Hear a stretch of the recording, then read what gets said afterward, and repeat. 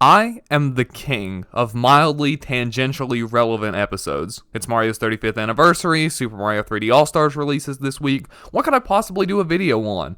Finally take a look at Super Mario Sunshine? Ooh, or I could dive back in with the new Super Mario Bros. Franchise. Or hey, why not pick back up the classic series and play Super Mario Bros. 2? The possibilities for content are truly endless. So what did I decide on to celebrate the occasion? Super Mario Land. For the Game Boy.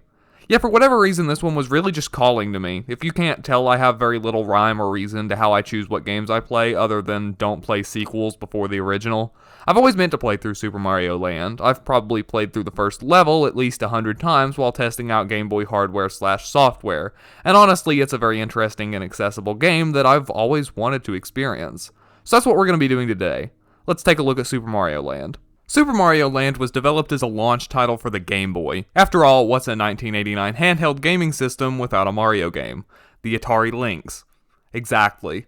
Moving Mario over to the 8-bit handheld, especially when the hardware was so new, was no small task, and along with the handheld move came quite a few changes to the Mario formula established on the NES. The main change being that this game no longer takes place in the Mushroom Kingdom, but rather the Kingdom of Sarasaland, ruled over by the newly introduced Princess Daisy. She's been kidnapped by a straight-up alien named Tatanga, and it's up to Mario to travel the 4 kingdoms of Sarasaland, jumping on bad guys and fighting bosses to rescue her. Of course, being released on the Game Boy, Mario Land is presented exclusively in my top 4 favorite colors: green, green, green, and black. It's actually very interesting. Despite being a launch title, this game doesn't really look like any other Game Boy game I've played. The sprites are really small, like this looks less like a Game Boy game and more like something that would come packaged on a calculator or some flip phone from the early 2000s. I actually think it fits the game's vibe very well. I'll talk about that a bit more later, but as you know, I love pixel art, and with this game in particular, I think there's something really charming to seeing it presented in what is undoubtedly the lowest possible pixel count and color count that you could use and still hope to convey anything resembling detail. There is a lot new to see here too. Sarasaland has a whole new cast of enemies and obstacles to acquaint yourself with. Honestly, Sarasaland's just a weird place. Nothing in the game acts the way you expect it to, like the fire flower, for example. Turns out, it isn't really a fire flower. It's a super ball. It bounces around and collects coins until it either hits an enemy or flies off screen. Oh, and those Koopa Troopas? Not actually Koopas. Well, they are. They're bombshell Koopas, and after you stomp on them, they explode, providing an interesting challenge when on relatively small platforms.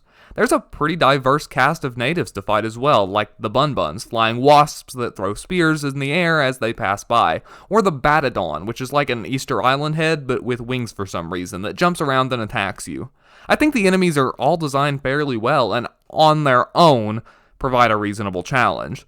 Something that unfortunately isn't designed very well is the physics of this game. They feel really different from previous Mario games, but it isn't just that, they flat out don't work very well. Acceleration is way too fast and finicky, making it super easy for the smallest controller tap to send you careening off the side of a platform at the speed of sound.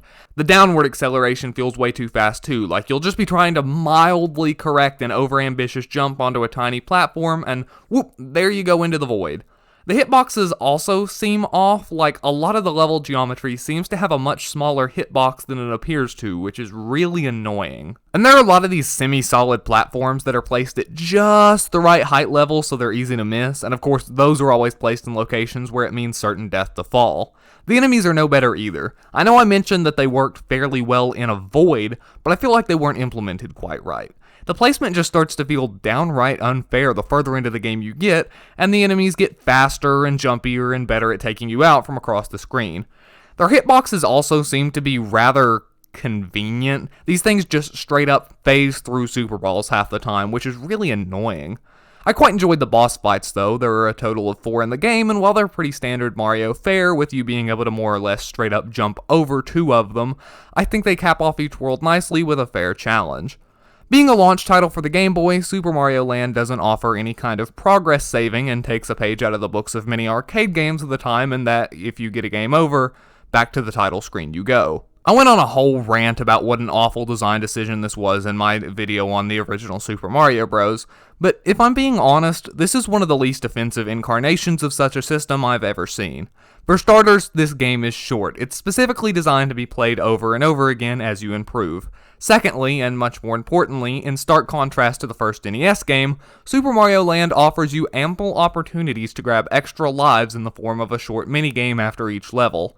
And thirdly, you actually have a chance to earn continues for every 100,000 points you collect. It's actually a lot of fun to go through the game killing every enemy in the optimal way and collecting every last coin to try to squeeze out both potential continues from the short runtime.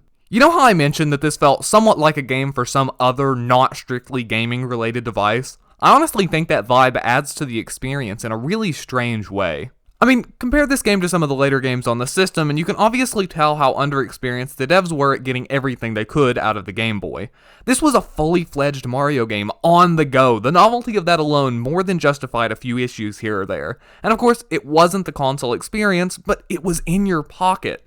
And not at all dissimilar to those early 2000s flip phone games or whatever you programmed to run on your calculator, Super Mario Land has the feeling of something you just whip out at any time when you're bored and have a few minutes. It doesn't matter if you can't save or if you get booted back to the title screen and a game over. This is light-hearted Mario fun on the go, and you aren't supposed to take it too seriously. There's something about that I really love. I didn't have a fantastic time with Super Mario Land. It's definitely not perfect, and it won't be taking the title of my favorite Mario game anytime soon. However, I can genuinely see myself revisiting this game in the future if I'm bored and have an hour or just in the mood for some bite-sized Mario.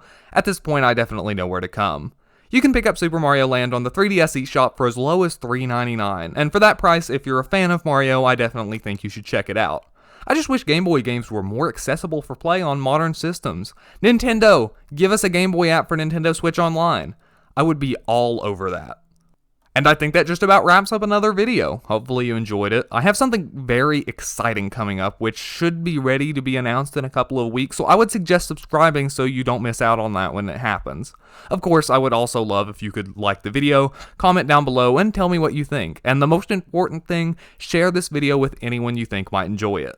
The links to my social media will all be linked down below: Twitch, Twitter, Instagram, and of course Discord, which I would love to see you on. And with that said, I think I'm going to leave you all for this week.